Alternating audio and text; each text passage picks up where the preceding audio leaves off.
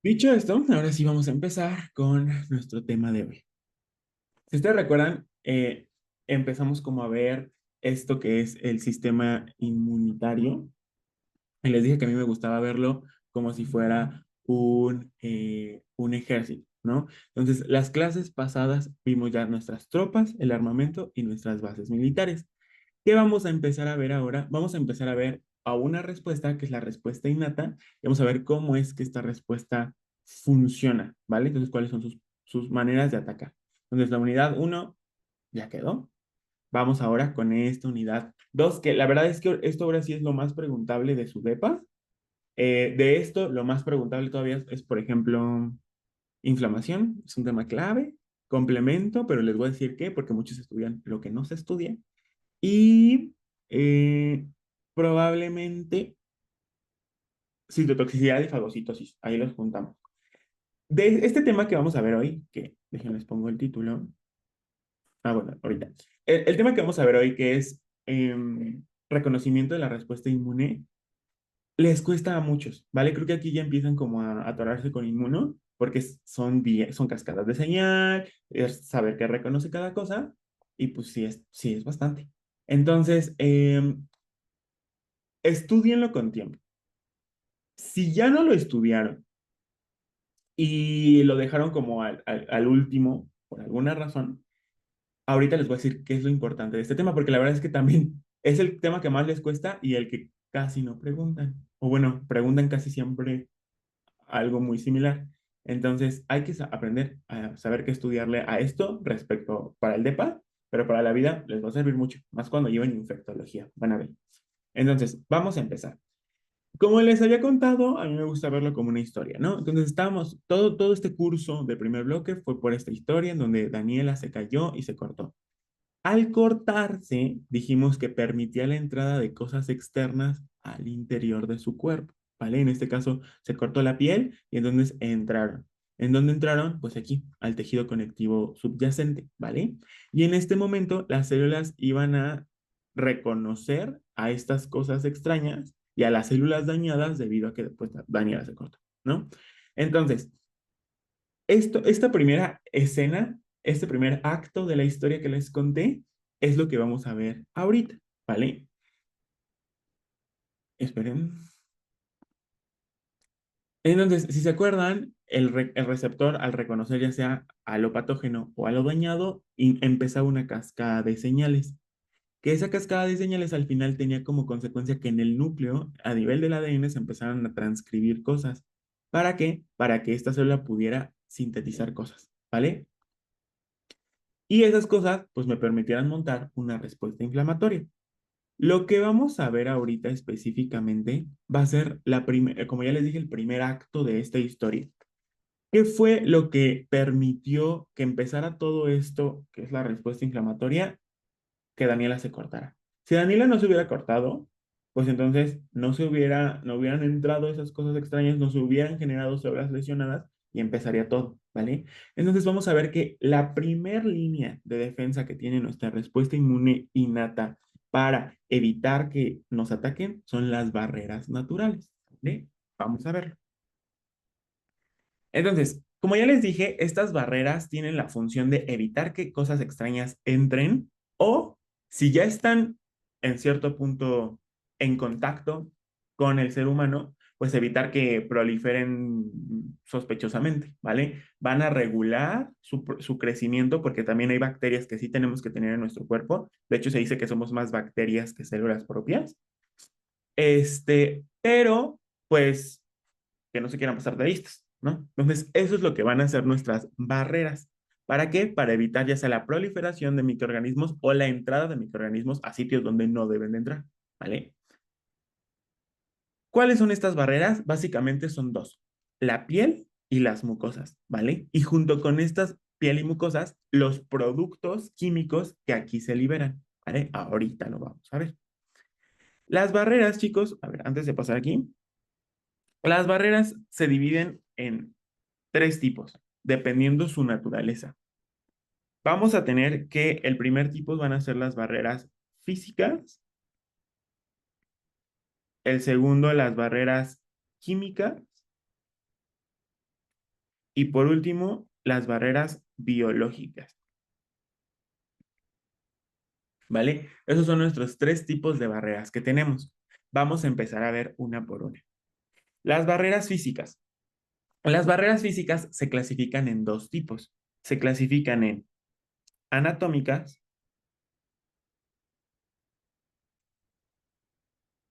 y en mecánicas, ¿vale? ¿Cuál es la diferencia entre una y otra? La manera en la que trabajan. Por barrera física hago referencia a que literalmente es como un escudo, que no va a dejar que algo pase al otro lado, ¿vale? Las barreras anatómicas, ¿cómo pasan? Justamente impidiendo el paso, ¿vale? En este caso, tenemos a la piel y a las mucosas como tal, la parte epitelial. Porque estos epitelios funcionan como barreras. En este caso, esto es como un esquema de, uy, esperen. Esto es un esquema de un epitelio intestinal. Si yo le hago suma a ese epitelio, voy a ver aquí a sus celulitas. Entonces, fíjense cómo aquí está una célula y otra célula, y entre estas dos células tenemos un tipo de uniones, que a lo mejor recordarán de sus clases de histo, que se conocen como uniones ocluyentes, ¿vale? Las uniones ocluyentes justamente ocluyen. Entonces, o sea, mantienen hacia las células pegaditas de la parte apical. Entonces, evita el paso transcelular eh, de sustancias. Entonces, evita que por aquí entren ya sea patógenos o cualquier otra cosa, ¿vale? Eso es una barrera anatómica, porque como tal, evita el paso de algo, ¿vale? Eso con las mucosas. La piel, como tal, la piel no tiene uniones ocluyentes principalmente, pero acuérdense que la epidermis está compuesta por muchas células, ¿no? Que tienes hasta 5 estratos. Esas células están unidas por uniones desmosómicas. Los desmosomas son como un cierre. Entonces, cuando ahí se cierran esas células, pues también evitan el paso de patógenos, ¿vale? Entonces, barreras anatómicas, piel y mucosas. Por mucosas me refiero a la mucosa respiratoria, a la mucosa vaginal, intestinal, urinaria, todo sitio donde hay una mucosa, ¿vale? ¿Cómo se los pueden preguntar? ¿Cuál de las siguientes es un ejemplo de barrera física anatómica? ¿Vale? Y a lo mejor no les ponen piel ni mucosas, pero les ponen zónulas ocluyentes. Las zónulas ocluyentes son un sinónimo de decir uniones ocludentes, ¿vale? Ocluyentes, ¿vale? Entonces, ojo con eso. ¿Dudas de las barreras físicas, chicos? ¿No? Ok. Después tenemos de las físicas a las mecánicas, ¿vale? Las físicas mecánicas, como tal, ellas no es como que igual sean como hay un tapón que no deje que pase algo, sino que ellas, su función o la manera en la que evitan que algo pase es barriendo, ¿vale? Como tal, las físicas te ponen ahí un escudo, pero las mecánicas como que lo barren. El ejemplo más claro es el moco y el movimiento ciliar. ¿Por qué? El moco y cilios donde hay característicamente en el tracto respiratorio, ¿vale? Entonces, imagínense, se les mete algo a la nariz, polvito.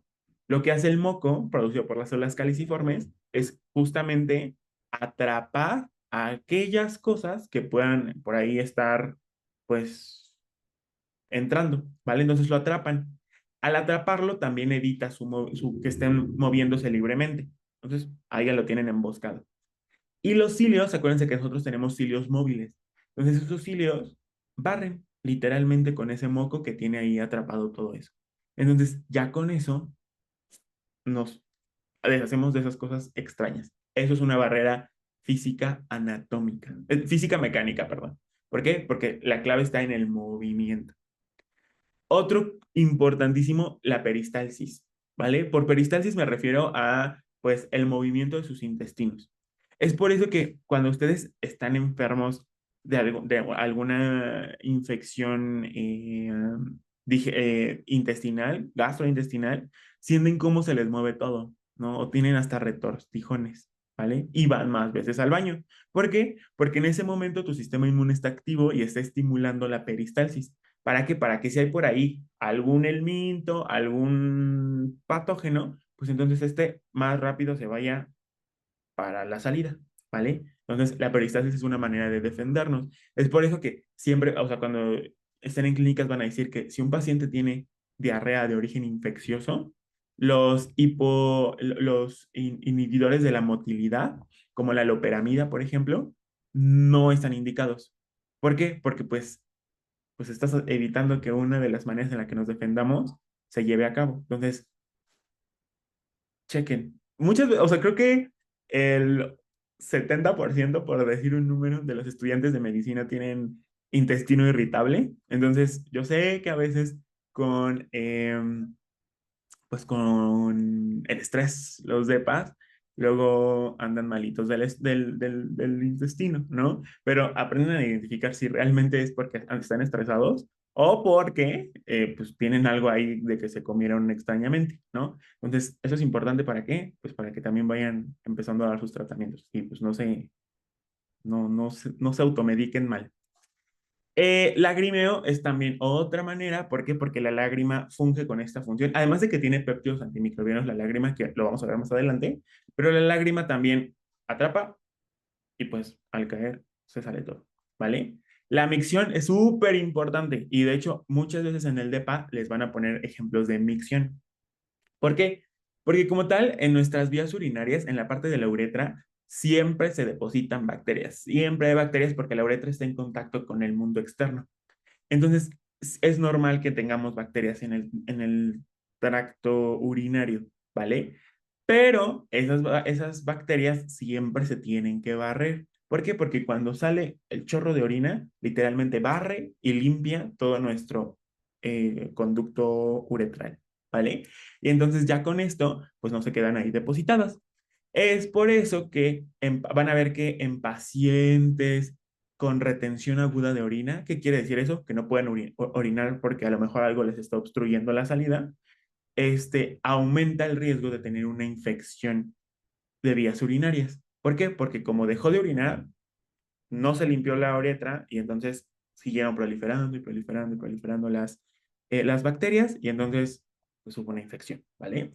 Entonces, casi siempre, les digo que se les ponen estos ejemplos en el DEPA porque les pueden poner como paciente masculino de 48 años de edad que con hiperplasia prostática benigna. Eh, mm, Se le hizo el diagnóstico, acude a urgencias por una retención aguda de orina. ¿Qué quiere decir esto? Que la próstata creció, le obstruyó la uretra y por eso no sale. Entonces, ¿cuál? Y desarrolló una infección de vías urinarias. ¿Cuál de las siguientes representa la barrera alterada? ¿No? Entonces, respuesta física, mecánica. La tos es buena, ¿vale? Eso es algo que siempre tienen que entender. La tos es buena. Y es por eso que van a ver que, por ejemplo, a los niños, un pediatra casi nunca le va a quitar la tos, ¿vale? Nunca le va a decir, ay, tómate esto para la tos. No, va a atender la causa que da origen a esa tos, ¿vale? Porque la tos es un reflejo, porque pues, hay algo ahí que nos está irritando, nos está estorbando, algo extraño. Entonces la tos tiene como función sacar literalmente eso que está por ahí extraño, ¿vale? Entonces, es por eso que ya no es tan recomendado usar, por ejemplo, el Ambroxol o, ¿cómo se llama el otro? Que tiene un nombre, el Dextorfano. No. Ahorita les digo, si me acuerdo del nombre, pero tiene un nombre muy larguísimo que es como para tos seca. El punto es que ya no se ocupa tanto, no está tan recomendable. Y por último, el estornudo saca también con eso, ¿vale? ¿Dudas de las barreras físicas mecánicas, chicos? No. Ok. Química, aquí nos vamos a poner ya intensitos, porque esto sí es más probable que se los pregunten. Por una barrera química me refiero ya sea a que es una sustancia que tiene el poder de ya sea degradar o alterar la función de ese patógeno. Y dos, el pH, ¿vale?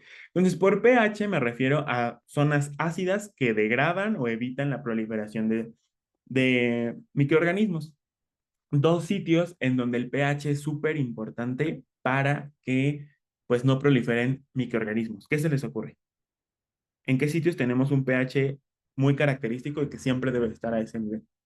¿En el estómago? Estómago. El estómago es uno y el otro, ¿En la vagina? exactamente. Esos dos sitios no se les tienen que olvidar porque si se altera el pH, estos dos tienen algo que ver, ¿vale? En el estómago normalmente es ácido. ¿Para qué? Para funciones digestivas. Pero también ese pH ácido degrada con todo lo que venga aquí en vía oral.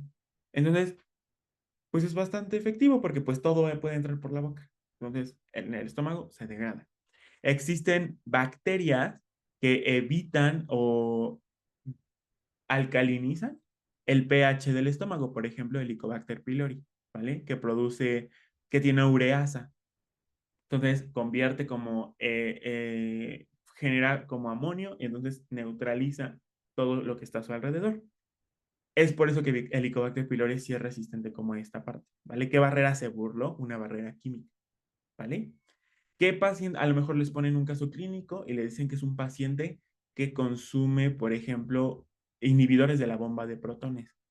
Los inhibidores de la bomba de protones, como el omeprazol, disminuyen el pH y por lo tanto también aumenta el riesgo de infecciones bacterianas o, bueno, de otro tipo. En el caso de la vagina no es como que sea ácida para degradar todo lo que entre. No, sino que su pH sí está ácido, pero no para degradar, sino para regular el crecimiento bacteriano. La vagina debe de tener bacterias de manera normal, ¿vale? Porque esas bacterias, de hecho, favorecen a las funciones que tiene la vagina. Pero si por algún motivo el pH de la vagina llega a aumentar, o sea, se vuelve más alcalino, empiezan a proliferar bacterias que normalmente no tenían que proliferar, ¿vale? Un ejemplo es, por ejemplo, la vaginosis bacteriana. La vaginosis bacteriana es una entidad en donde se alcaliniza el pH vaginal y entonces empiezan a crecer bacterias que no, como Gardnerella vaginalis. Y entonces es por eso que llegan a tener las mujeres como ese flujo grisáceo, es más gris que blanco, porque blanco es más cándida, pero más grisáceo y con un característico olor a pescado. ¿Por qué? Porque crecieron bacterias que no tenían que crecer debido a alteraciones del pH, ¿vale? Y por último, los péptidos antimicrobianos, que aquí sí le vamos a dedicar un poquito más de tiempo, ¿vale? Hay un montón, de hecho, vean, aquí se los dejo, son estos. Si quieren, tomen el screenshot, se los voy a pasar, de todos modos. Son un montón. ¿Se tienen que aprender todos? Ay, sí, pero van a ver que es bien fácil, ¿vale? Porque todo esto que vemos acá los podemos clasificar en tres mecanismos de acción y esto sí es lo que sí quiero que se me aprendan. ¿Cuáles son los principales mecanismos de acción que tiene un péptido antimicrobiano? El primero es funcionar como una enzima digestiva. ¿Qué quiere decir que es una enzima digestiva? Que como tal rompe enlaces o degrada cosas, ¿vale? Uno de ellos es la fosfolipasa A2, que la fosfolipasa A2 lo que hace es degradar fosfolípidos y convertirlos en, ¿cómo se llama? En, ay, ácido araquidónico. Ya.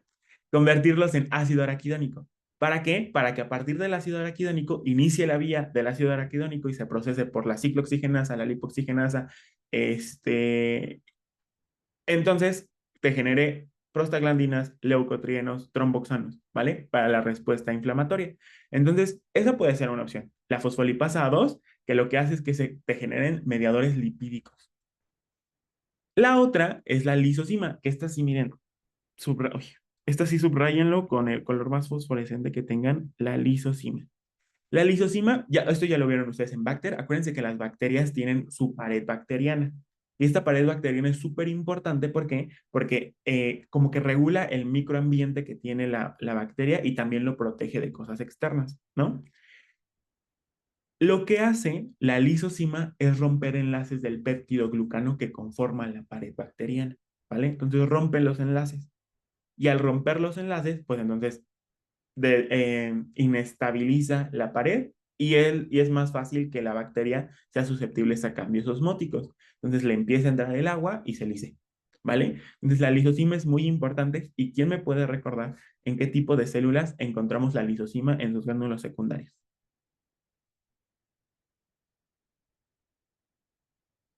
En los neutrófilos. Neutrófilos, ¿vale? Exactamente, de ahí su función.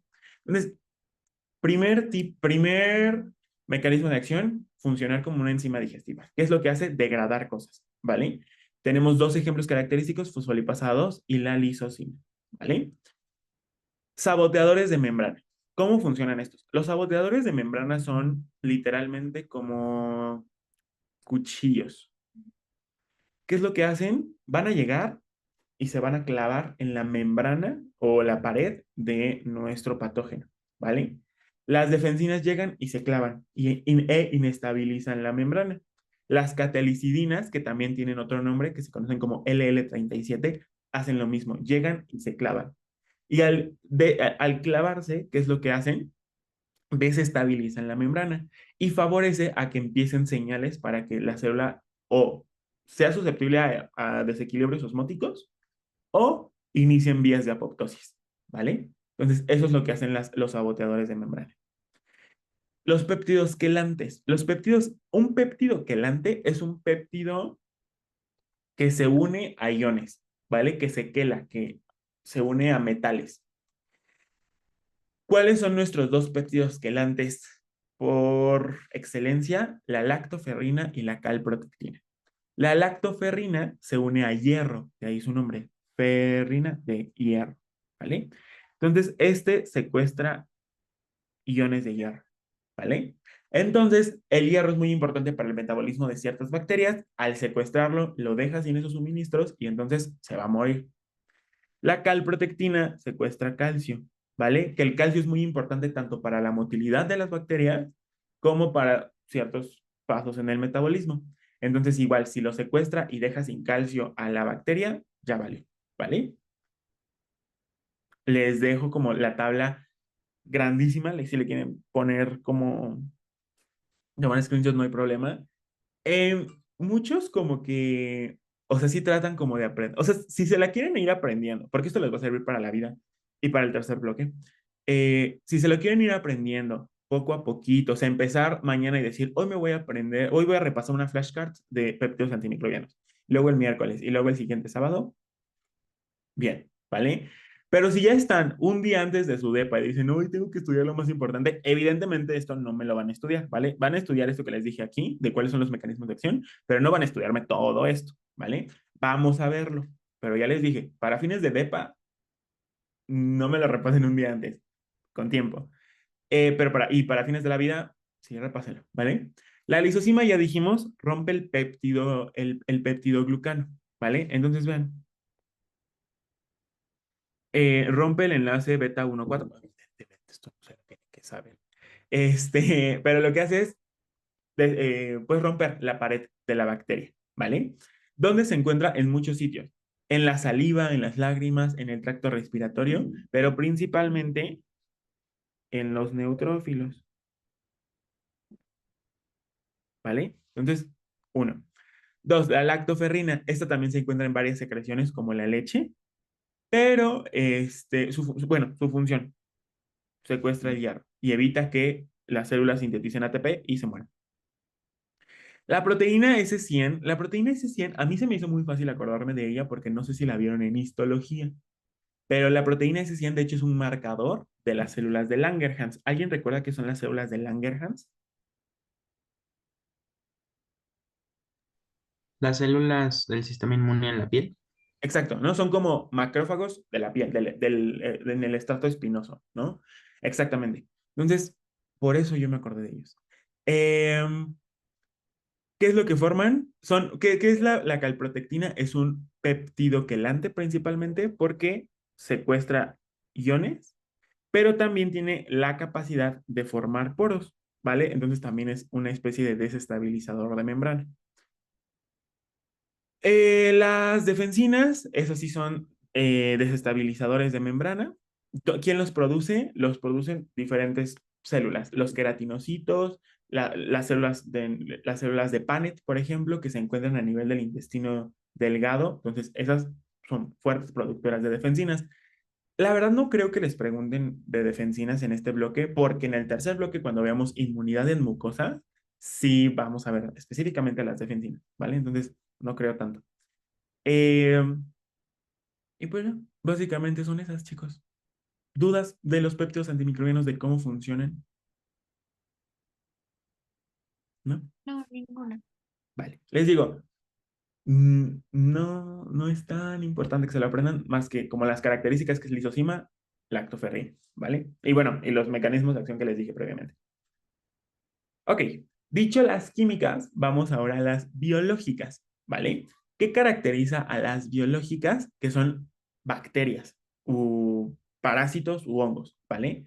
Nosotros normalmente tenemos bacterias en nuestro cuerpo. Es necesaria, son necesarias esas bacterias y conforman a todos estos microorganismos que se encuentran en una mucosa algo llamado microbiota, ¿vale?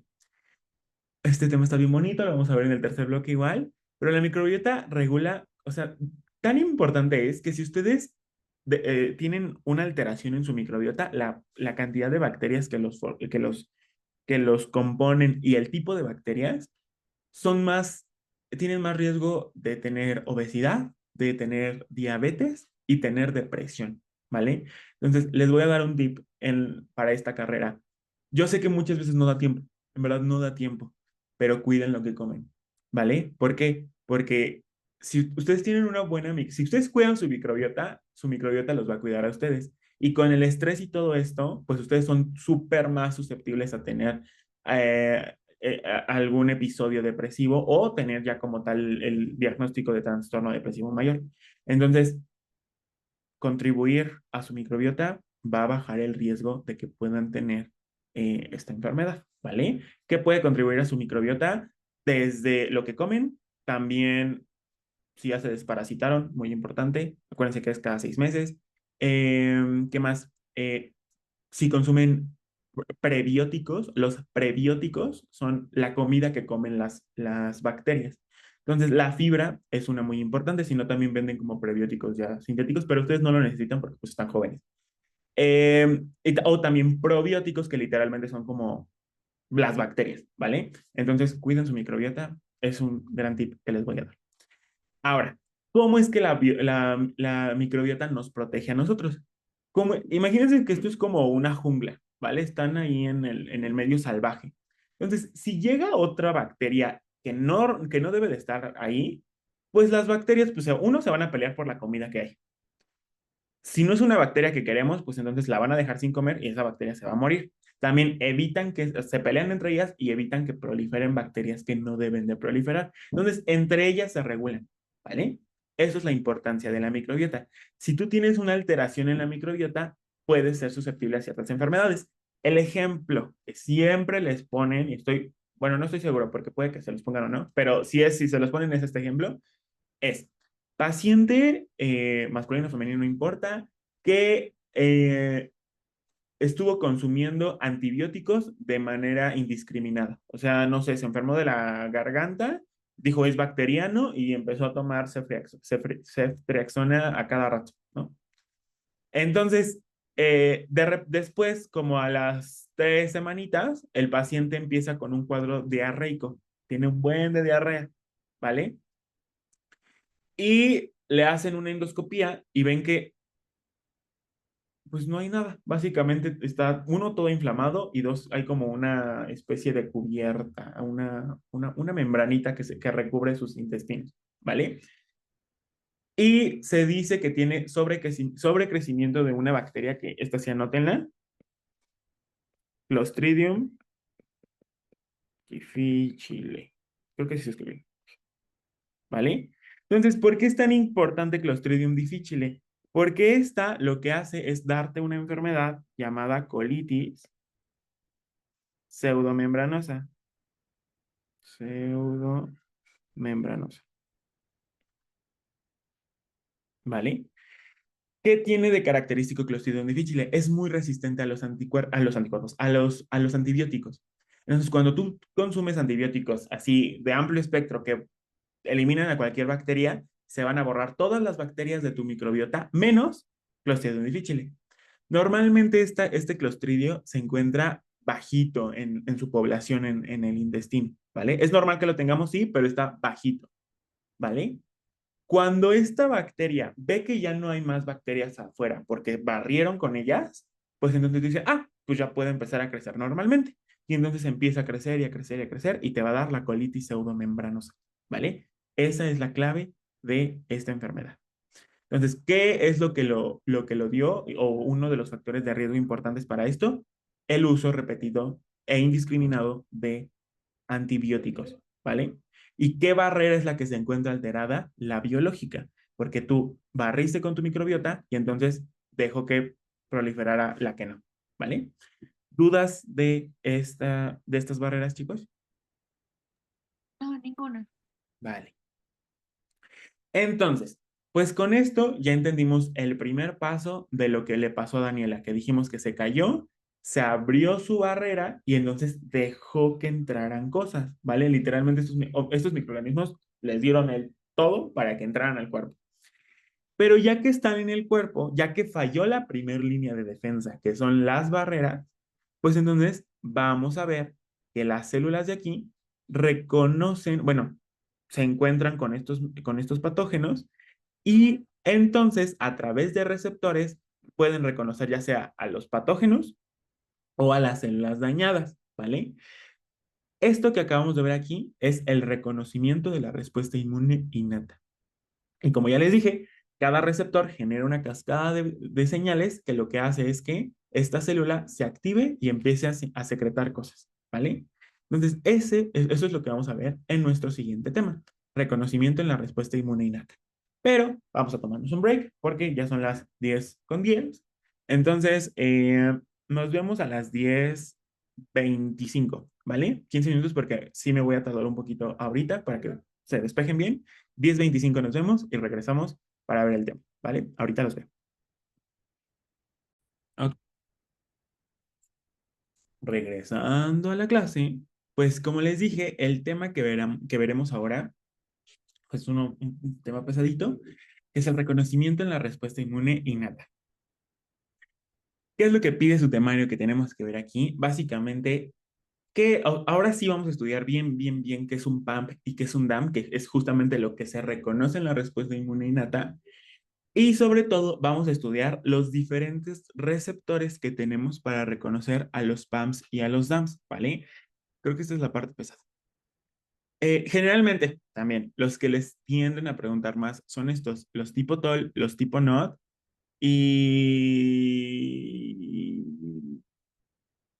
principalmente esos. Puede que les pregunten a los otros, no les estoy diciendo que no, pero estos dos sí son los más fuertecitos, ¿vale? Entonces lo vamos a ver.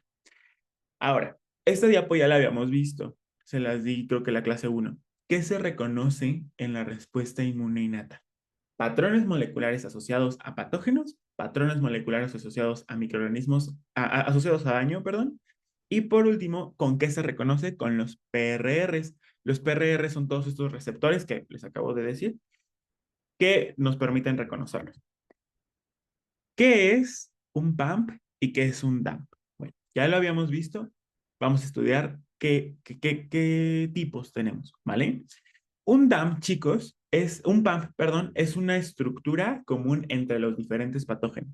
¿Qué quiere decir eso? Que todo organismo, por el simple hecho de ser patógeno, por el simple hecho de ser ajeno al sistema, al cuerpo humano, va a expresar estas moléculas, ¿vale? Y tiene una característica que estas moléculas son necesarias para que este patógeno viva.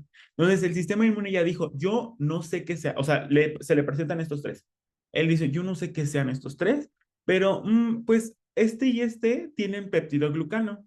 Yo sé que si tiene peptidoglucano es malo. No sé qué sea, pero es malo, lo voy a atacar, ¿vale? Y en efecto, el peptidoglucano, por ejemplo, es muy importante para la vida de las bacterias porque forma su pared. Entonces, ya el sistema inmune innato está entrenado para identificar esto que es extraño y que le ayuda para vivir, para atacarlo, ¿vale? Ejemplos de PAMS. Ejemplos de PAMS tenemos muchos. La verdad es que pues no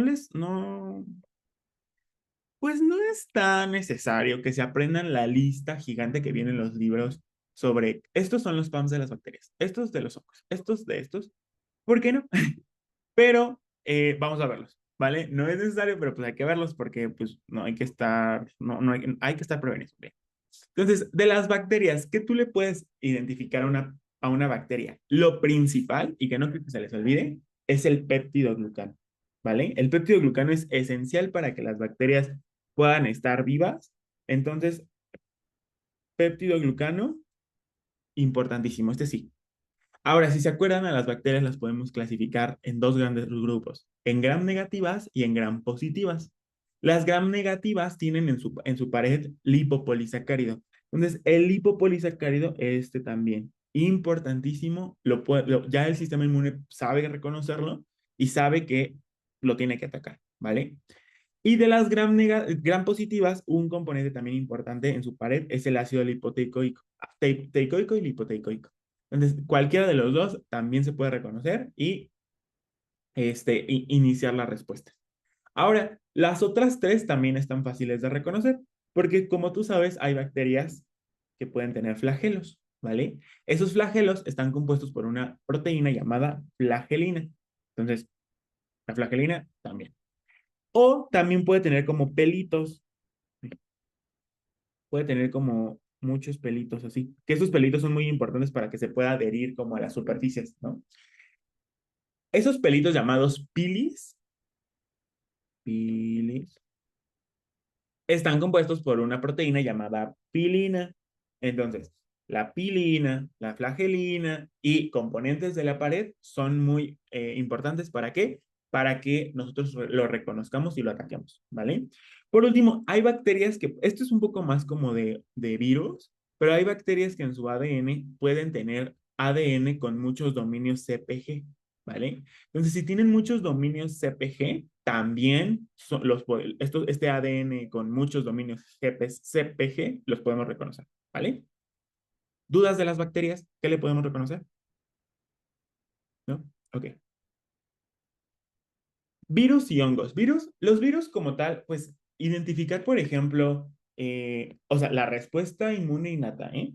Que la respuesta inmune innata pueda identificar, por ejemplo, estas proteínas, las proteínas con las que infecta, las proteínas de superficie, no, la verdad es que sí le cuesta mucho trabajo. Entonces, lo que sí tienen en común todos los virus, por el hecho de ser virus, es material genético. Entonces ya sabemos cómo reconocer, si ya sabemos qué material genético es el que está asociado a virus. Entonces, entre ellos está el ARN monocatenario, que también van a ver que lo pueden abreviar como ssRNA por sus siglas en inglés.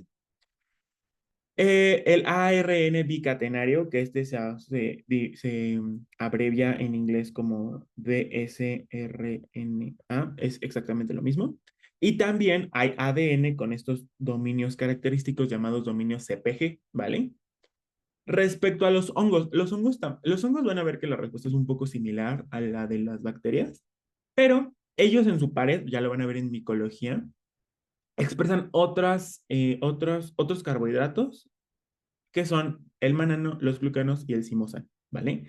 Entonces, si un microorganismo tiene mananos, glucanos y simosan, principalmente los glucanos, creo que si hay algo que no se les puede olvidar son los glucanos, van a activar la respuesta contra los hongos, ¿vale? ¿Dudas de esto hasta ahorita, chicos? No. Ok. Entonces, esos son nuestros PAMs. Respecto a los DAMs, ¿qué ejemplos de DAMs tenemos? Bueno, DAMs ya saben que es una proteína, es una molécula asociada a un daño. ¿Qué quiere decir eso? Que es una molécula que si hay un daño celular, una bacteria se lastimó, hay alteraciones en las condiciones del el líquido intersticial, lo que sea, las células se estresan y pueden ya sea empezar a producir moléculas porque se expandan y dicen, ah, nos están atacando y se expandan. A eso le llamamos alarminas. O, pues, si una célula la rompimos, pues va a empezar a sacar su contenido, ¿vale? Entonces, por ejemplo, puede ser el material genético, organelos, ATP, ¿vale? Cosas que están adentro de la célula, como se rompió, lo empezó a sacar. Entonces, son moléculas endógenas o producidas que se liberan ante una lesión, ¿vale? Em, para esto, tenemos varios ejemplos, ¿vale? Les digo, imagínense que tú te cortas, ¿no? Entonces, las células lesionadas de tu epidermis, pues van a liberar otras cosas, ¿no? Pero las células sanas, las que están al laditos, donde no cayó el corte, se espantan porque dicen, ay, esa célula perdió su cabeza. Entonces, se espantan y empiezan a liberar alarminas. Las alarminas, ejemplos clásicos, son la interleucina 25 y la interleucina 33, ¿vale? Entonces, son clásicas que las células producen para alertar al sistema inmune que estamos siendo atacados, ¿vale? En el estrés se libera una proteína de choque térmico. Por estrés me refiero a cuando tú, no sé, estás en una cirugía, o sea, el estrés generado por una cirugía, por un traumatismo, eso hace que tú empieces a liberar todo esto, ¿vale? Lo cual, esto es malo, porque justamente esto, pues también aumenta la morbimortalidad en los pacientes, por ejemplo, con una cirugía o que tuvieron algún traumatismo. Porque deja tú que esté fracturado, deja tú que pues, haya tenido un accidente cerebrovascular, lo que sea. ¿Cómo va a empeorar todo esto? Estimulando una respuesta inflamatoria, ya que en ese momento sus células estresadas empiezan a secretar la proteína de choque térmico y entonces, imagínate, tienes en la lesión y todavía le aumentas una inflamación, pues ya valiste, ¿no? Cristales de urato monosódico. El urato monosódico bueno, estos cristales se forman por el metabolismo de las purinas, ¿no? Entonces, al aumentar, ya sea porque tienes una alta secreción o una baja excreción en este metabolismo, se empiezan a formar estos cristales, se empiezan a condensar, ¿vale? ¿Dónde principalmente? En las articulaciones.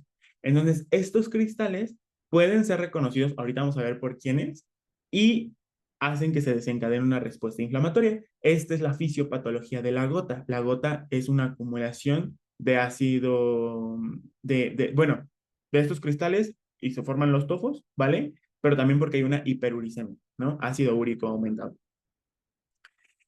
Degradación de la MEC. Tú tienes una lesión que hizo que se lastimara tu matriz extracelular, es lo que significa MEC, y entonces de repente vas a tener, por ejemplo, residuos de péptidos que se fragmentaron, ¿vale? Un ejemplo, por ejemplo, son los péptidos citrulinados, ¿vale? Los péptidos citrulinados son proteínas que, debido a alguna alteración, empiezan a tener más citrulinas en lugar de argininas en sus aminoácidos. Y eso es clave para que empiecen a desencadenar una respuesta inflamatoria. Que aumente el potasio extracelular. Las células dicen, ¿quién se está ponchando? Porque el potasio normalmente es predominante intracelularmente, pero si empieza a aumentar extracelularmente, pues dicen, ¿quién se ponchó? ¿No? Las mitocondrias, ¿qué pueden liberar? Pues el ATP o el DNA mitocondrial. Entonces, estas dos también pueden ser reconocidas y desencadenar la respuesta. Y otras proteínas, pero del núcleo, es la HMGB1 y las histonas, ¿vale? Que son proteínas que ayudan a la condensación del ADN. Claves entonces de los DAMs, o sea, no quiero que se me aprendan todos, simplemente quiero que sepan qué son y por qué se producen, ¿vale? ¿Dudas sobre esto? No, Ahora, tanto DAMs como PAMs dijimos que desencadenan una respuesta inmune al unirse a receptores. Estos receptores se llaman receptores para el reconocimiento de patrones, ¿vale? O PRRs. ¿Dónde se encuentran? Acuérdense el escenario que les dije, o sea, entraba la bacteria, el hongo, lo que sea, por la piel y llegaba al tejido conectivo, ¿no? Entonces, en esos sitios, piensen dónde pondrían receptores para reconocer lo que se puede meter. Pues mucho en las mucosas, en las células epiteliales, en las células dendríticas, sí, en los leucocitos, pero en básicamente toda célula que se encuentra ahí en el tejido conectivo, ¿vale? ¿Para qué? Pues para empezar a activar la respuesta. Entonces, ¿cuáles son los tipos de patrones moleculares, receptores de patrón que tenemos? Vamos a ver.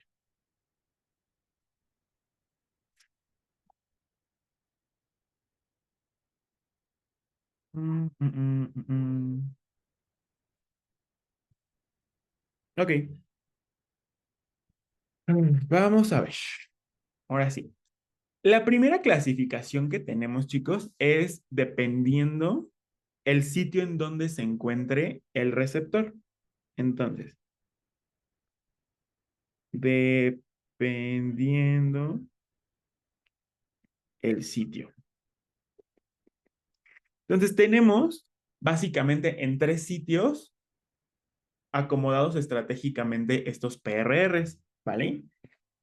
El primer sitio y el más lógico, pues es en la membrana de las células. A este tipo de PRRs le llamamos PRRs membranales.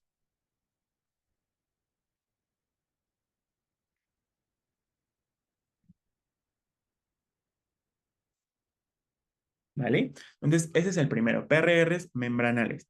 Ejemplos de PRRs membranales, o sea, aquí está la célula, o bueno, una membrana, y aquí va a tener el receptor, van a ser los más característicos, los TLR. ¿Qué significa TLR? Receptor tipo TOL. Otros son los scavenger.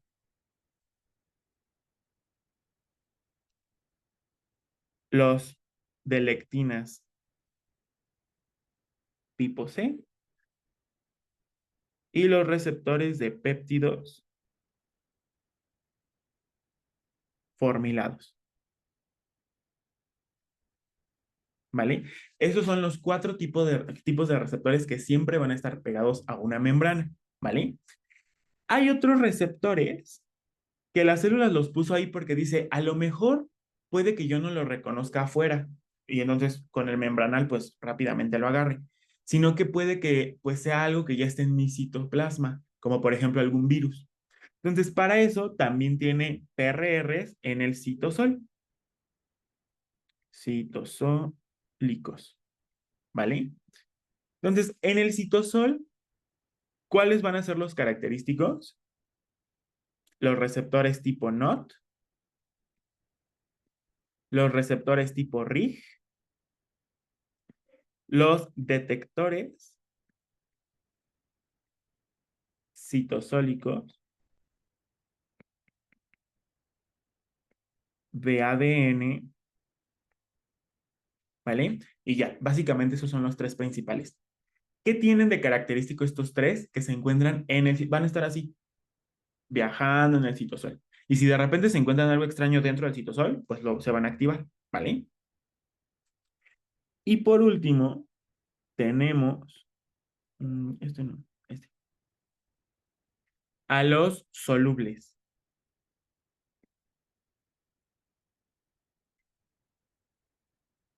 ¿Vale? ¿Cuál es la característica de los solubles? Estos se van a estar, bueno, estos van a estar circulando en el plasma, por eso les llamamos solubles. ¿Por qué? Porque si hay algo ahí metido en nuestra sangre, pues estos receptores los van a reconocer fácilmente, ¿vale? Y aquí tenemos básicamente tres tipos. Tenemos a las pentraxinas,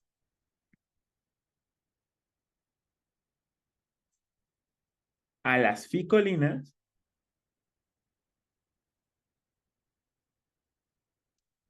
y a las colectinas. ¿Vale? Entonces, esos básicamente son la clasificación dependiendo en dónde estén. Si están en la membrana, si están en el citosol o si son solubles, ¿vale? Algo que quiero que entiendan para este tema es básicamente que esto es una estrategia. Piensen como si ustedes fueran un macrófago, como si ustedes fueran un neutrófilo. ¿Con qué receptor es más fácil reconocer cierto microorganismo? Si tú tienes una bacteria, imagínate, tú eres el macrófago. Uy, me salió horrible ese macrófago. Tú eres el macrófago.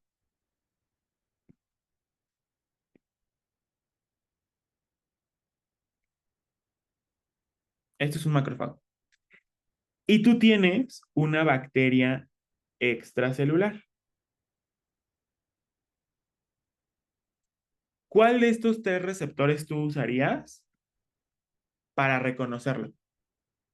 ¿Membranal, citosólico o soluble? Si es extracelular.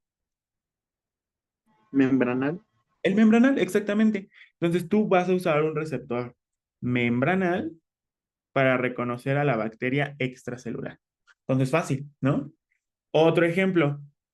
Tú eres igual un macrófago y tienes un virus. Acuérdense que los virus, por definición, siempre viven adentro de las células.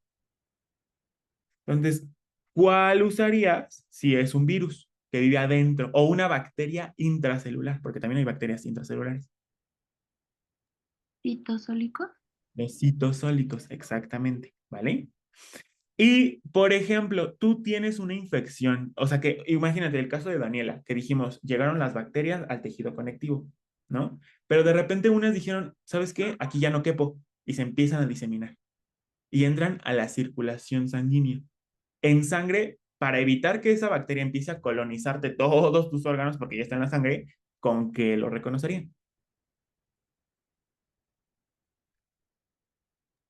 Solubles.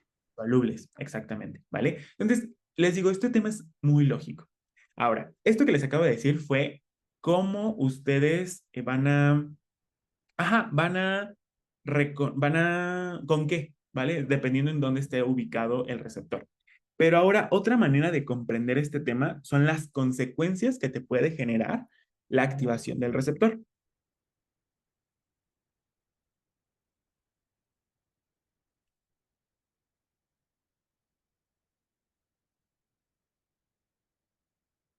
Consecuencias, ¿vale? Entonces, les digo, todo es muy lógico. Si tú tienes, por ejemplo, un DAMP, un patrón molecular asociado a daño, o una bacteria,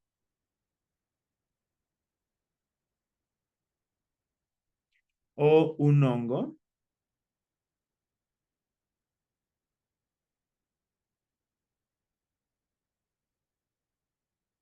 ¿vale? Que son extracelulares, esa es la característica. Tú tienes tres principales maneras de atacar. La principal va a ser generar una respuesta inflamatoria, ¿vale? Entonces, lo primero es generar a la inflamación para que con la inflamación tú puedas reclutar células que te vengan a atacar aquí a estos bacterias y hongos, ¿vale? Entonces, eso es lo primero, generar una inflamación.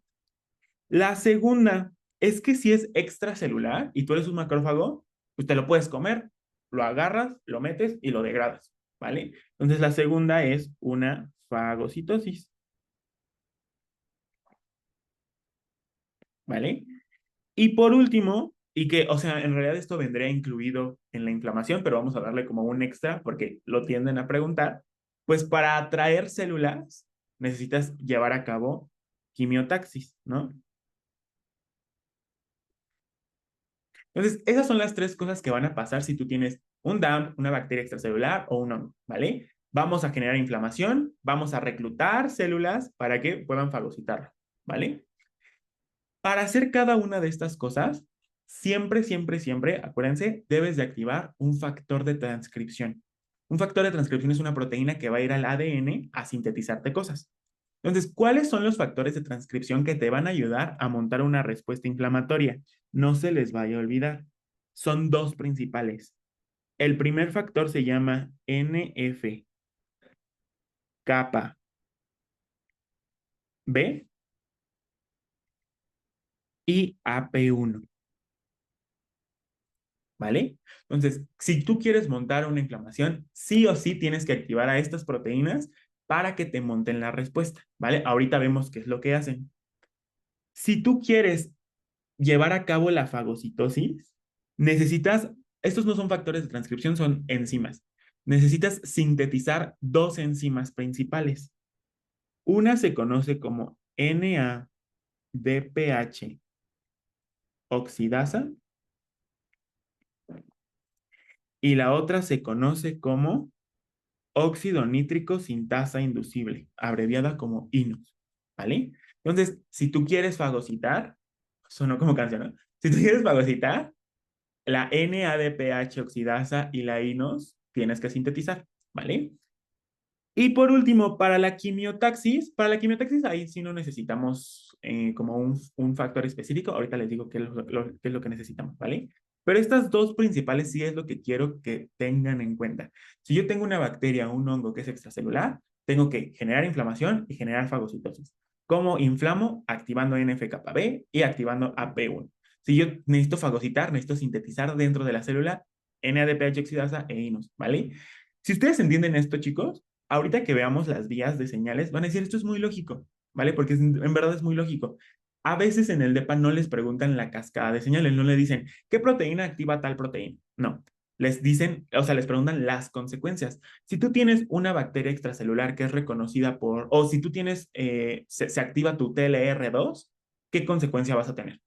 Entonces, es como más lógico si lo ves de esta manera, ¿vale? Entonces, eso fue por un lado. La otra, si tú tienes, a ver, aquí, si tú tienes ahora un virus,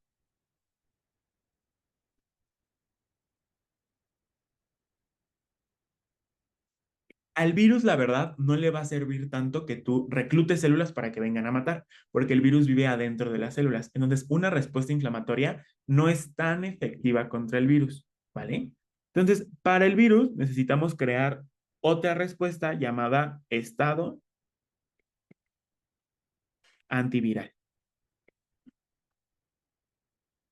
Bien difícil, ¿no? Entonces, para el virus activamos un estado antiviral. E igual necesitamos factores de transcripción que favorezcan este estado antiviral. ¿Cuáles son? No se te vayan a olvidar. Son IRF7 e IRF3, ¿vale? Básicamente IRF, ¿vale? ¿Por qué? Porque estos dos tienen la capacidad de sintetizar un tipo de citocinas que son las más efectivas contra los virus, ¿vale? ¿Qué citocina yo voy a producir para un estado antiviral? No se te puede olvidar, interferones de tipo 1, ¿vale? Los interferones, chicos, se dividen en dos, interferones de tipo 1 e interferones de tipo 2, ¿vale? Los interferones de tipo 1 son los que tienen funciones antivirales. ¿Cuáles son los interferones de tipo 1? El interferón alfa y el interferón beta, ¿vale? Esos son los dos interferones de tipo 1. Y el interferón de tipo 2, vamos a ver que aquí va a estar el interferón gamma, ¿vale? Que este no tiene funciones antivirales, por eso aquí no lo ocupamos, ¿vale? ¿Dudas, preguntas de qué es lo que se necesita para generar cada uno de estos estados? ¿No? Ok, vale. Pues entonces, dicho esto, vamos a ir a la presentación, nada más como para entender estos principios, porque pues, no tengo tan bonitos dibujos. Aquí está. Entonces les decía, eso es básicamente lo que les di ahorita. Los PRRs los clasificamos dependiendo el sitio en donde se encuentren. Tenemos membranales, citosólicos y solubles, ¿vale? Ya les dije, podemos generar básicamente tres principales estados al activar estos receptores. Un estado inflamatorio, un estado antiviral y la fagocitosis, ¿vale? Para la inflamación, ¿qué es lo que necesitamos activar? ¿Se acuerdan? ¿Qué factores de transcripción? NF-κB. Y, falta uno. Y del otro ya no me acuerdo. El AP1, no te preocupes, muy bien. De hecho, el NF-κB va a ser el que casi siempre repiten, pero sí, muy bien. Entonces, fíjense bien. Para inflamación, tú necesitas activar NF-κB y AP1, ¿vale? Y estos tres, estos dos no se los dije, pero van a sintetizar tres principales citocinas que a partir de ahora, cada que yo te diga estado inflamatorio, tú tienes que pensar en estas tres citocinas, ¿vale? Interleucina 1, interleucina 6 y el factor de necrosis tumoral alfa, ¿vale? Esos tres son las tres citocinas inflamatorias por excelencia que vamos a ver la siguiente clase, ¿vale? Entonces, uno, si tú quieres un estado antiviral, necesitas el IRF3 y el IRF7, ¿vale? ¿Y qué secretan? Interferones de tipo 1, que es el interferón alfa y el interferón beta. Y si tú quieres la fagocitosis, necesitas sintetizar la óxido nítrico sintasa inducible y la NADPH oxidasa, porque estos te generan mediadores que son muy tóxicos para degradar, ¿vale? Entonces, lo que necesitamos.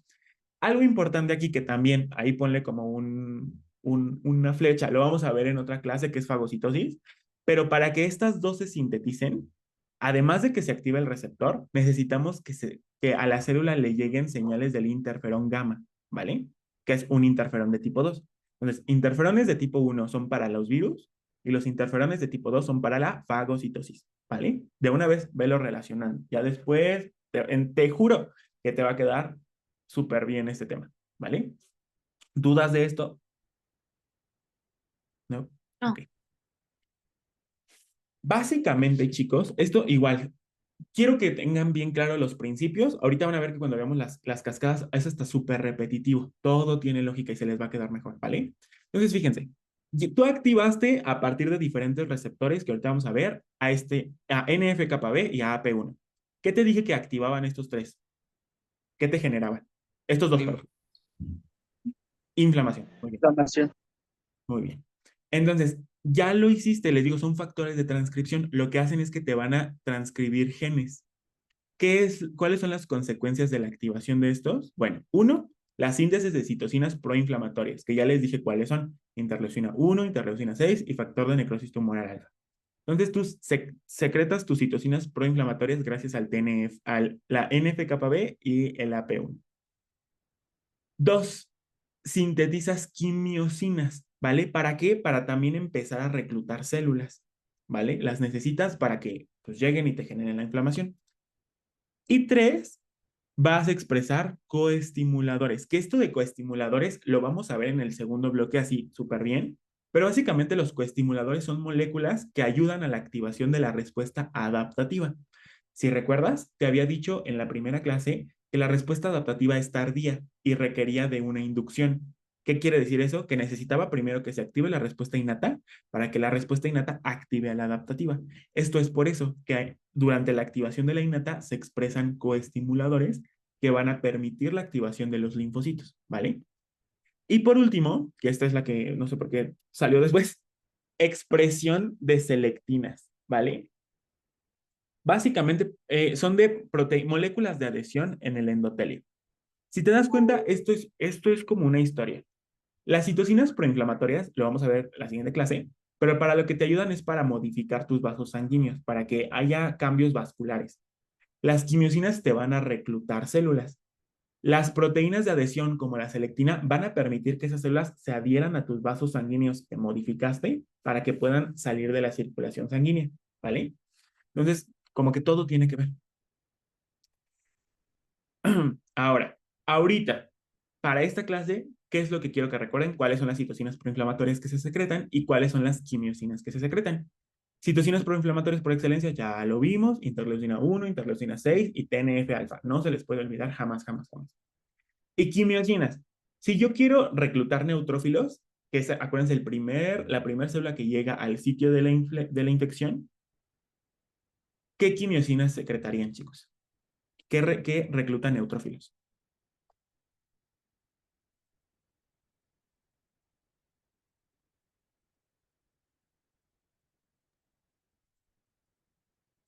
Interleucina 8, ¿vale? Acuérdense que la interleucina 8 tiene otro nombre, CXL8, y esta recluta neutrófilos, ¿vale?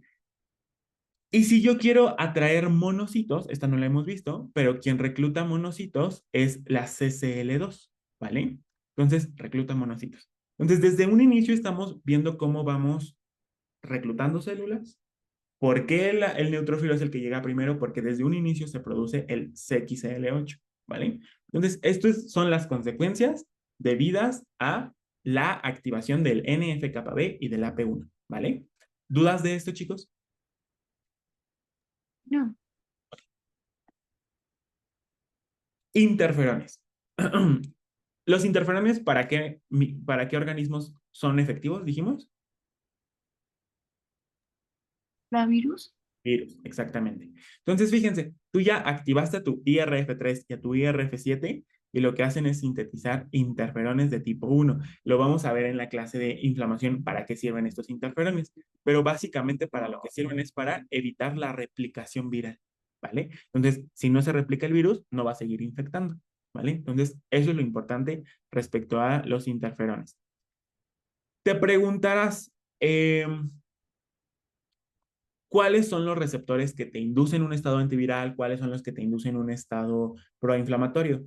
Es muy lógico, depende en dónde se ubiquen. Los que te van a dar un estado proinflamatorio así por excelencia, quiero que recuerdes, son los tipo TOL y los tipo NOT. Si quieres esto no lo anotes, ahorita le tomas screenshot. Lo vamos a ver conforme pasen las clases y se la voy a poner al terminar. Los que son para fagocitosis generalmente son los CLRs, los de lectinas tipo C y los scavenger. Y los que son para virus son los detectores citosólicos de DNA y los RLR, los tipo RIG, ¿vale?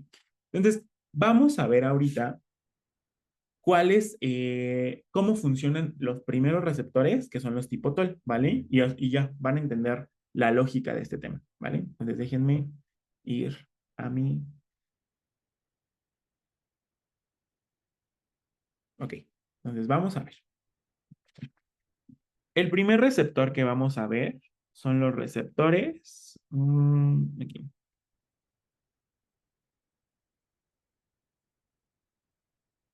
Receptor. Ay, receptor tipo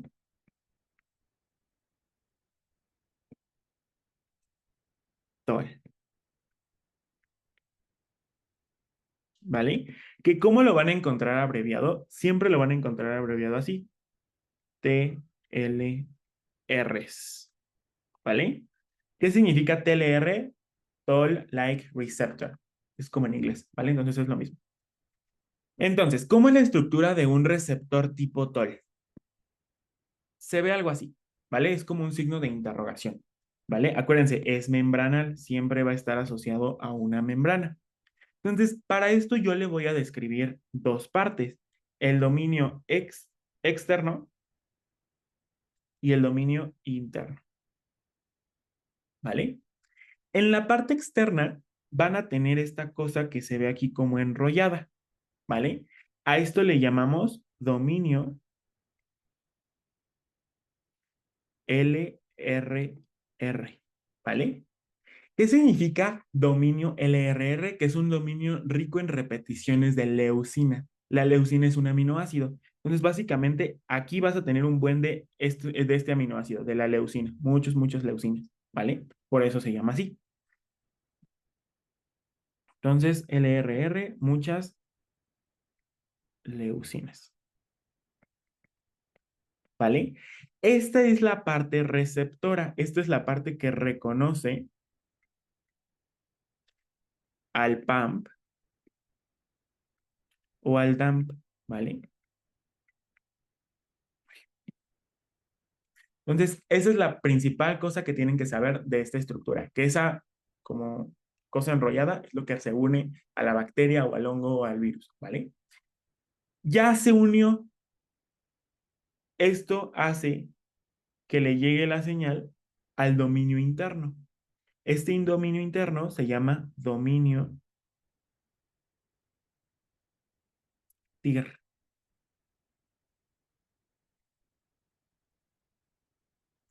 ¿Alguien me puede recordar? Estaba pesadita la pregunta, pero si han estudiado lo que hemos visto, qué otro tipo de receptores tiene dominios TIR en su dominio intracelular? El de la interleucina 1.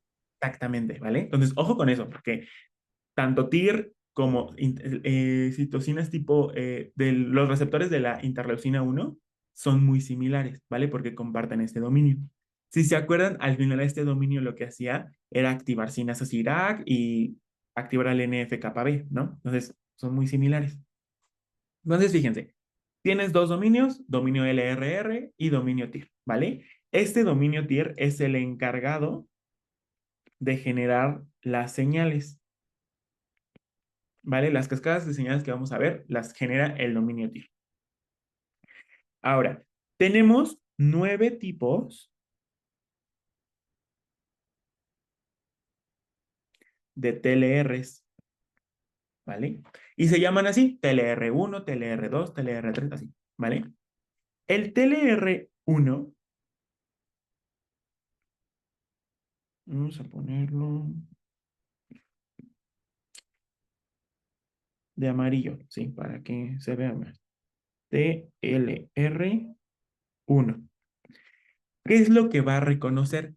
Principalmente lo que reconoce el TLR1 es el lipopéptido bacteriano.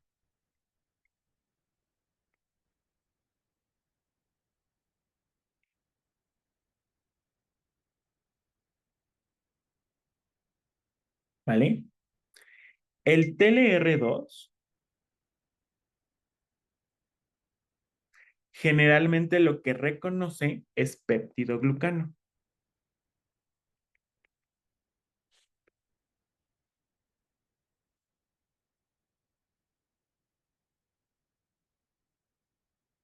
¿Vale? El TLR3 generalmente lo que reconoce, y lo voy a poner de otro color.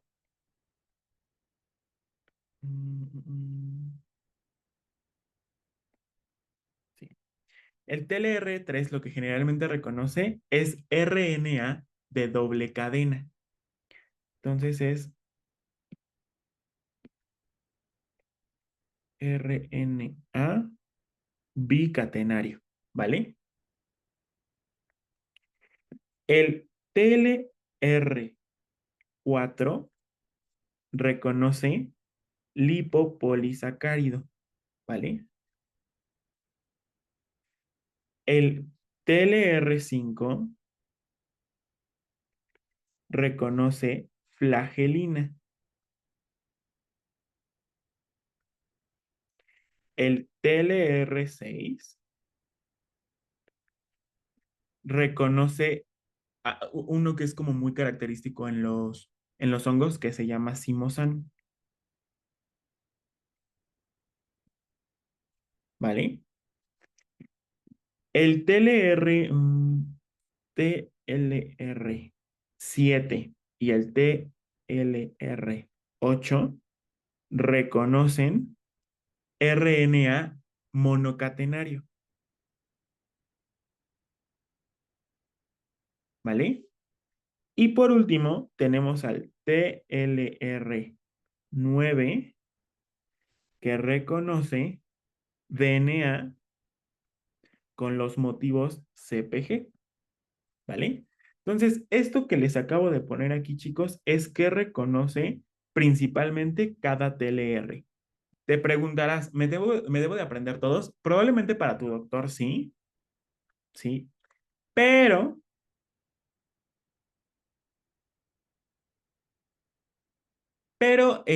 ¿cuáles son así los que casi siempre les preguntan? Porque en realidad son muy importantes estas funciones. No se les vaya a olvidar. Uno es el TLR2, porque reconoce péptidoglucano, ¿vale? Eso es muy importante. Otro, si no esto más pequeño, otro es el TLR4, porque reconoce lipopolisacáridos.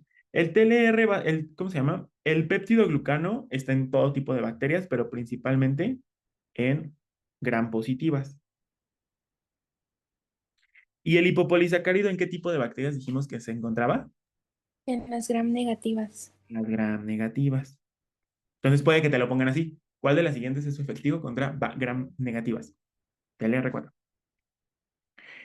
La flagelina, porque es muy fácil recordar, acuérdate, te pueden poner ¿cuál de las siguientes es efectivo para bacterias flageladas?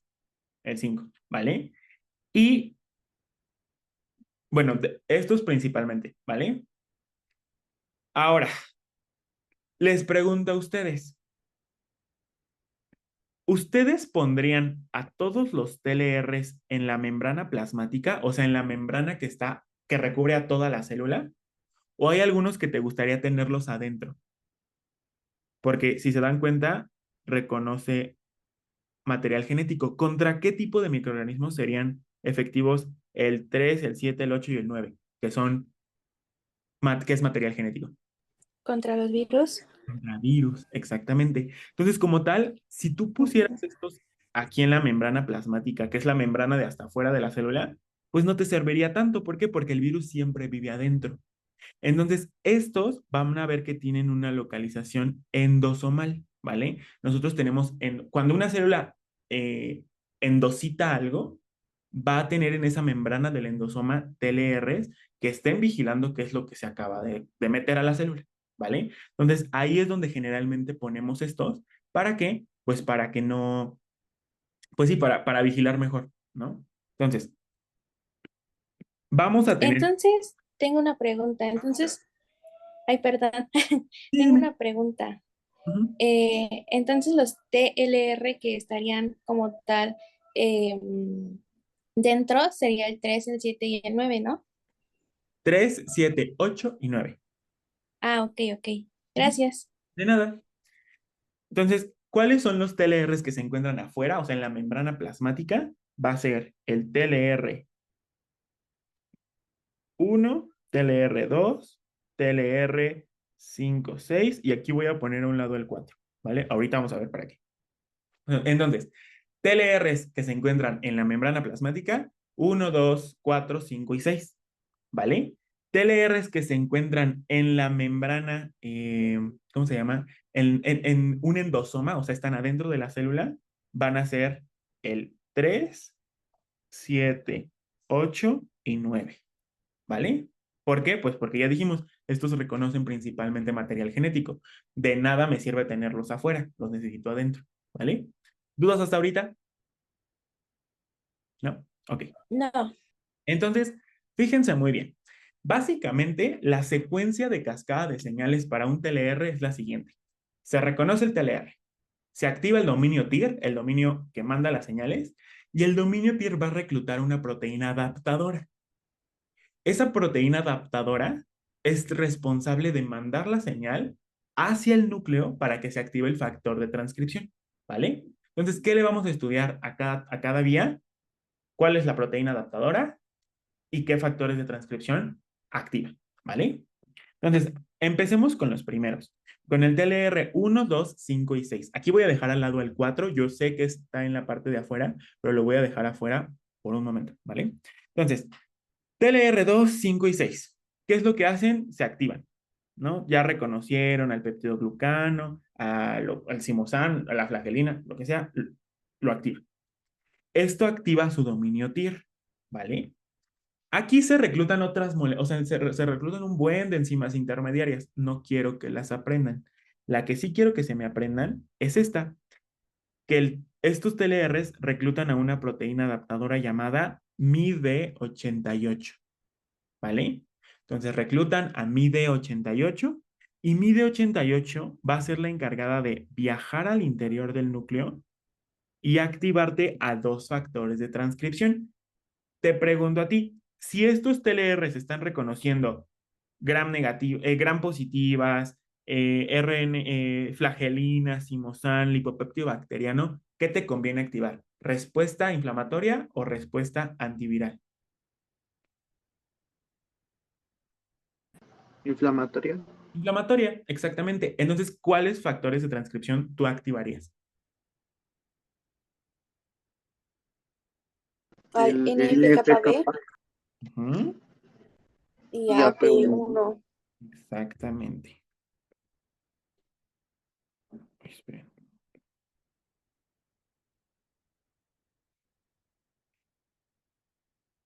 Entonces, aquí están estos factores de transcripción siendo activados, ¿vale? Entonces, ahí está. ¿Y qué es lo que van a dar estas tres citocinas? Pues ya dijimos, estado inflamatorio, ¿vale? ¿Y qué es lo que producen? Ya lo vimos. Interleucina 1, 6, TNF-alfa, quimiosinas, se expresan selectinas, etcétera, ¿no? Entonces, ahí está. Entonces, eso fue el TLR 1, 2, 5 y 6. Vamos ahora con el TLR4. El TLR4, ¿por qué lo dejé afuera? Porque este trabaja de manera diferente. ¿Quién me puede recordar qué es lo que principalmente reconoce el TLR4? Lipopolisacárido. Lipopolisacárido. El lipopolisacárido es lipídico. Aquí está el lipopolisacárido. ¿Vale? Lipopolisacárido. ¿Vale? ¿Qué es lo que pasa? El TLR4 y el lipopolisacárido como que no, a la hora de que se juntan, como que no quedan bien, ¿vale? Por la naturaleza lipídica que tiene el lipopolisacárido. ¿Qué es lo que vamos a hacer para esto? El TLR4 necesita de un ayudante. Ese ayudante puede ser una proteína de membrana. Esa proteína pues va a estar aquí anclada a la membrana y va a permitir uy, que se reconozca mejor la parte lipídica del lipopolisacárido, ¿vale? Entonces, ese es el primer ayudante, una proteína de membrana. ¿Cómo se le llama a este primer ayudante? Se le conoce como CD14,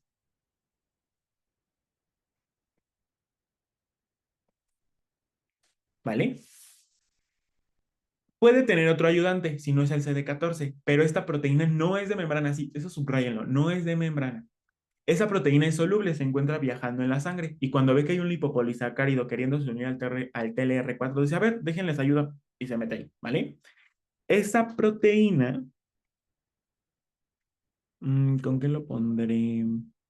Con esto. Esta proteína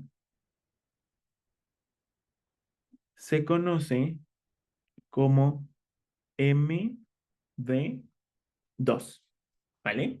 Entonces, para reconocer el lipopolisacárido necesitamos una proteína accesoria.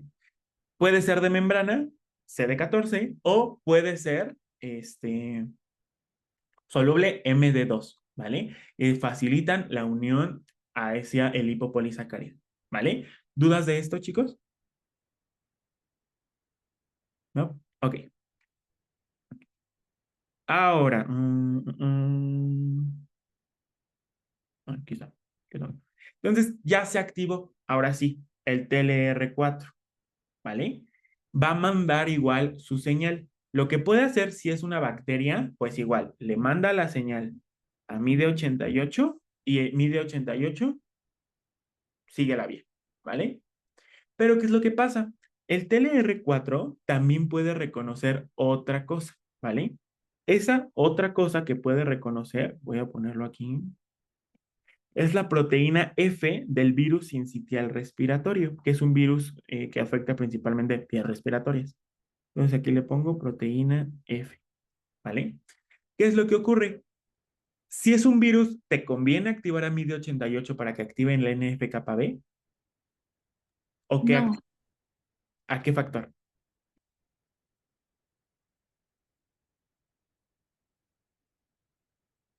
Al interferón. Exacto, ¿no? Activarán al IRF3 y al IRF7. Entonces, para eso, si es por esta vía, y se las voy a poner de verde para que sepan la diferencia, pues entonces el dominio TIR activaría a esta proteína de acá, llamada TRIF. Y TRIF viajaría al núcleo, ¿vale? Para activarte tu IRF3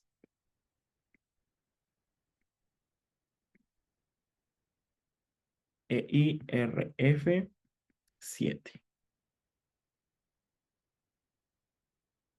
¿vale? ¿Qué es lo que ocurre? Es por eso a lo mejor van a encontrar que el lipopolisacárido es súper tóxico para nuestro cuerpo. ¿Por qué? Porque a la hora de que llega, como activa el TLR4, pues sí, te va a generar esta cascadita, ¿vale? Esta cascada que es la que tú quieres para generar la inflamación. Pero ¿qué es lo que pasa? También puede que se active esta otra vía, ¿vale? Y entonces, por el simple hecho de que se te presente una bacteria gram negativa, tú empezaste a sintetizar un montón de citocinas proinflamatorias y citocinas antivirales, no es como que se excluyen. Entonces, como tienes más citocinas en el medio, vas a generar algo llamado tormenta de citocinas, lo cual es malo porque puedes generar un choque séptico, ¿vale? Entonces, de ahí lo malo con la respuesta ante gram negativas por su lipopolisacárido, que es súper tóxico, ¿vale? Entonces, eso fue el TLR4. Vamos ahora con los TLRs endosomales. Los TLRs endosomales son, ya dijimos, son cuatro, el TLR7, el TLR3, 7, 8 y 9, ¿vale? Algo importante que tienen que saber es que estos TLRs requieren de una proteína para que puedan estar funcionando, ¿vale? Entonces aquí va a estar, oye, esto no se ve. Aquí va a estar una proteína, aquí va a estar otra proteína, ¿vale? Esas proteínas favorecen el funcionamiento de estos TLRs. ¿Cómo se llama esta proteína? Uy, UNC 93. ¿Vale? Entonces ya con esto pueden funcionar súper bien. Ahora, el TLR3, ¿cómo va a funcionar? El TLR3 reconoce el DNA, el RNA bicatenario y va a mandar igual la señal hacia una proteína adaptadora. ¿Qué proteína adaptadora va a ser? TRIF, ¿vale? Y ya con esto te activa al IRF3 y al IRF7, ¿vale? Mientras que el 7, 8 y 9, ellos van a mandar señales a través de MIDE88, pero MIDE88 va a ir y va a activar al IRF3 y al IRF7, ¿vale? Entonces, algo importante que tienen que saber de esto es que el único TLR que no manda señales a través de MIDE88, ¿cuál es?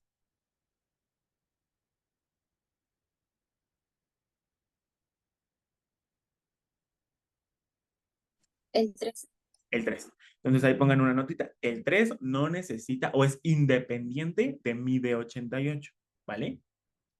Y la segunda es que para generar un estado antiviral, los TLRs 3, 7 y 8 generan una vía dependiente de MIDI88 e independiente de TRIF, ¿vale? Normalmente vimos que TRIF lo que hacía era activar a estos, ¿no? Pero también lo hacen estos a través de MIDI88. Entonces van a escuchar una frasecita que dice, el TLR 7, 8 y 9 generan estado antiviral dependiente de MIDI88 e independiente de TRIF. ¿Vale? Eso es todo. Les platico, ya para en lo que terminan de anotar. Eh, en el laboratorio en el que estoy yo ahorita, que generalmente lo que investiga son enfermedades autoinmunes, este es un protocolo de investigación que se tiene. Nosotros bueno, mi artículo de revisión en lo que se basa es linfocitos B presentes en la nefritis lúpica, ¿vale? Van a ver que el lupus es una enfermedad muy compleja, pero básicamente se da por el reconocimiento como extraño del ADN, ¿vale? Entonces, ¿qué es lo que pasa? Para esto, tú lo que haces es reconocer la actividad del TLR9 y la actividad del MIDE88. Entonces se ha visto que en pacientes que tienen actividad renal en lupus, o sea, que tienen afectación del riñón porque tienen lupus, tienen sobreexpresado el MIDE88 y el TLR9. Entonces se cree que esto podría ser como un marcador pronóstico y pues a partir de esto generar ahí terapias que inhiban el MIDE88. Entonces eso es lo que se está haciendo. Y pues ya, nada más como dato para que vean que la inmuno sí les sirve muchísimo, ¿vale? Ya después, o sea, al final del año, generalmente a mis alumnos de segundo les doy como una plática de cómo pueden integrarse a la investigación y generar más currículum para cuando ya vayan a ciclos clínicos, pero pues les voy adelantando, ¿vale? ¿Dudas, preguntas, chicos, de la vía del TLR, de los TLRs? No. ¿No? Ok. Vamos entonces a la pizarra, digo, a la presentación. Ahí está. Para que quede mejor, ¿vale? Entonces, fíjense. TLRs. Uy, esperen. Mm, mm, mm.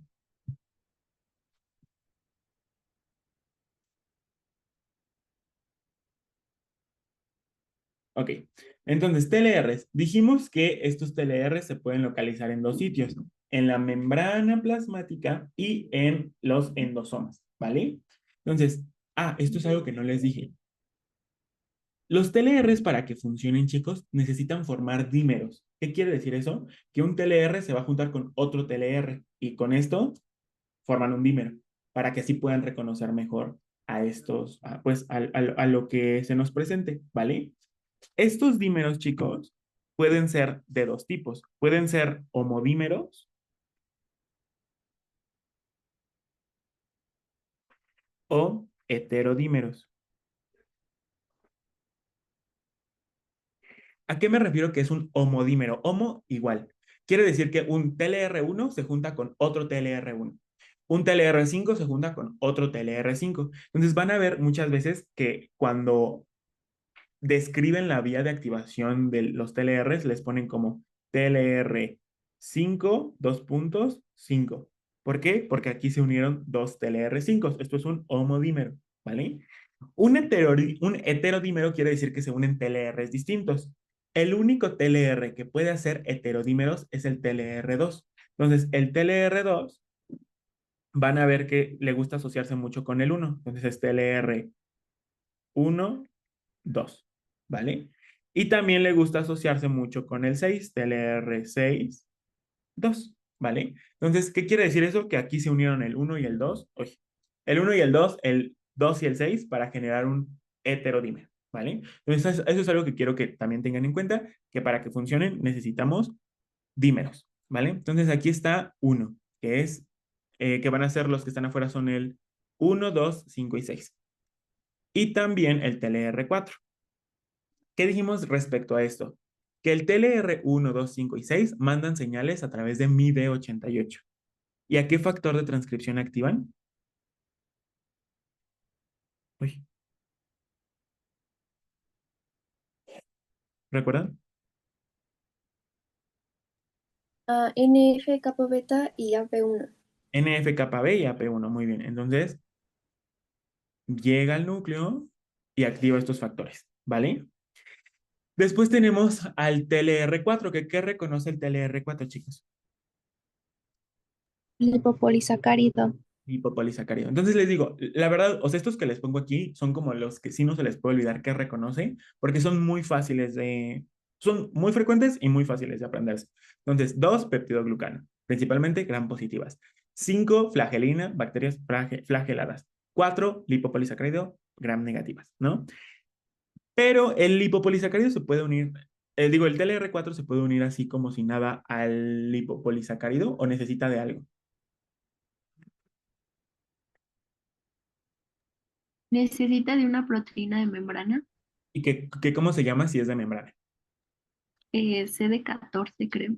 Muy bien. ¿Y si es soluble? Ah, MD2. MD2, exactamente. Entonces, fíjense aquí, si es de membrana, vamos a tener a el CD14 y si es soluble al MD2, ¿no? Muy bien. Entonces, ¿qué es lo que hace el TLR4? Te puede activar las dos vías, tanto inflamatoria como antiviral. Entonces, para la inflamatoria, te activa a MID88 y como si nada. Para la antiviral, pues te activa a TRIF y TRIF a quién te activa. Ah, creo que ya aparece aquí. ¿Se acuerdan quiénes eran estos? IRF3 y EIRF7.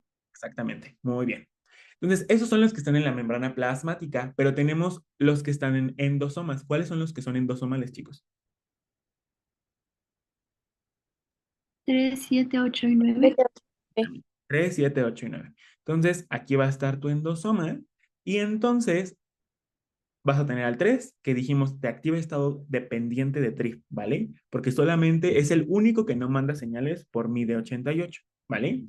Y el 3, el 7, 8 y 9 mandan señales por MID88, ¿no? Y te activa el estado antiviral. Entonces, dudas respecto a esta vía, ¿qué reconocen? ¿Qué es lo más importante que tienen que recordar? No. ¿No? Ok. Entonces, vamos a dejarle hasta aquí por la clase de hoy, porque ya son las 11:27, oigan.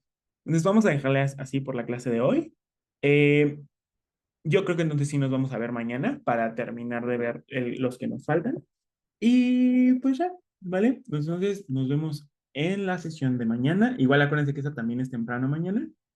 Uy, vamos a poner gracias.